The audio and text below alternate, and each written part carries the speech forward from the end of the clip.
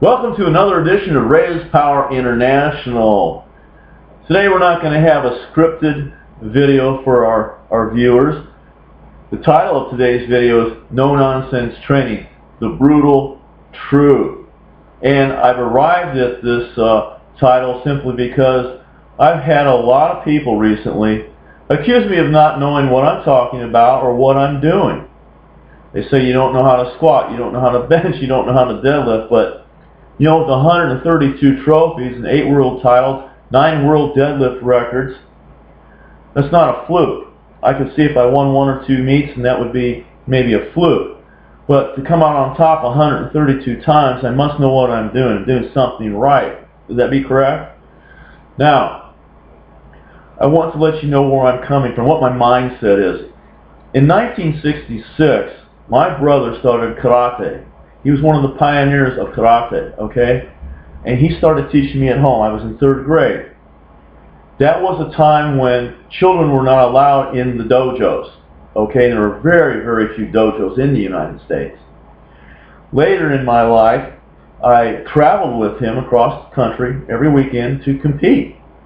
And him being a black belt national champion, I was able to rub shoulders with the top karate men in America. I knew Master Trias very well, and Superfoot Wallace would come to Peoria, Illinois, where I live now, as part of the Indiana team to spar against my brother and the other teammates on the Illinois team. I've been to California, I've been to Chuck Norris's dojo, and you know, I can go on and on. The point is, again, that I was in a situation, in an environment, there was no nonsense. These people were focused, they were the best of the best, and that helped develop my current mindset. When I decided that I wanted to bodybuild, powerlift, I walked into the gym with the focus, the discipline, and the spirit that I had acquired from my martial arts training. That was something new in the gym environment. Other people I could see did not have that. And I know that that has had a lot to do with my success. People today are not able to focus, to think long term. They're not disciplined physically or mentally, and that's why they don't succeed. Another reason they don't succeed is they don't have the knowledge. The commercial gyms don't have the knowledge. These personal trainers don't have the knowledge.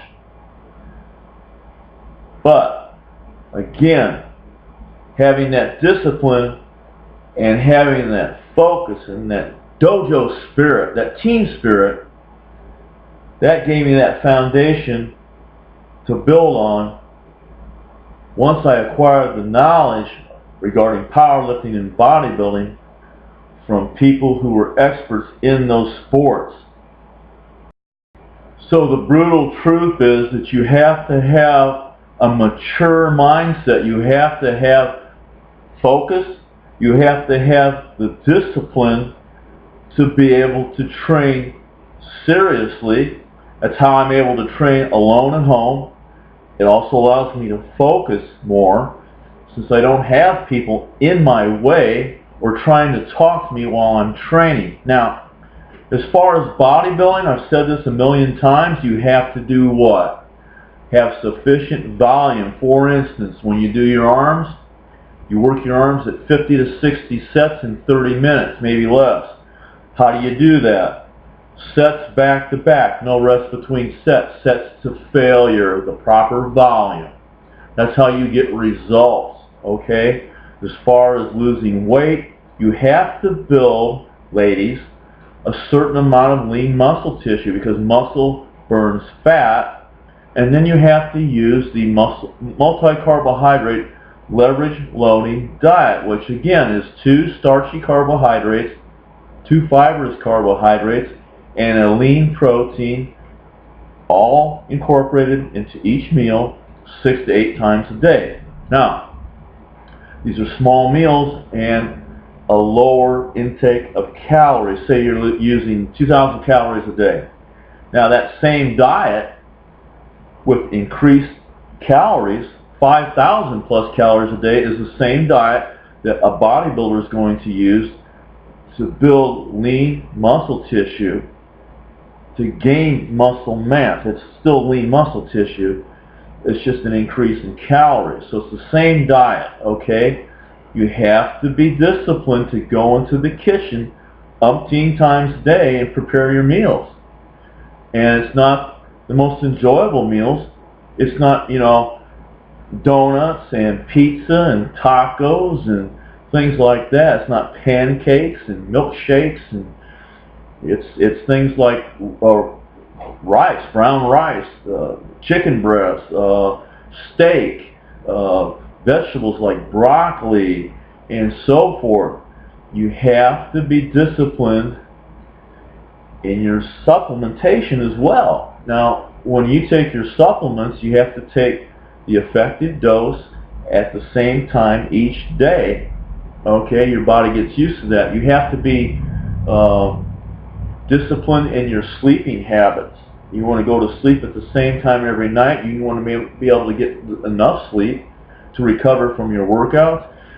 With regard to water, you have to stay hydrated, and this is one of the points that most people miss. Hydration keeps you from being injured, from tearing tendons and ligaments, tearing muscle tissue. You've got to stay hydrated, especially if you're taking creatine monohydrate for strength, because the creatine absorbs that water, okay? It gives you that muscle torque. It fills those muscle cells full of water, and they push against that water, and they're able to lift more weight. And if you're able to lift more weight, you're going to build more muscle. But you've got to have that water intake. It's a tremendous amount of water, okay? And then at night, your body's going to pull water from your extremities.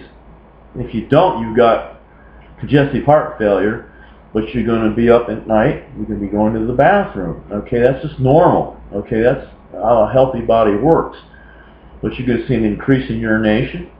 Okay, this is all the things that you have to put up with to reach your goals.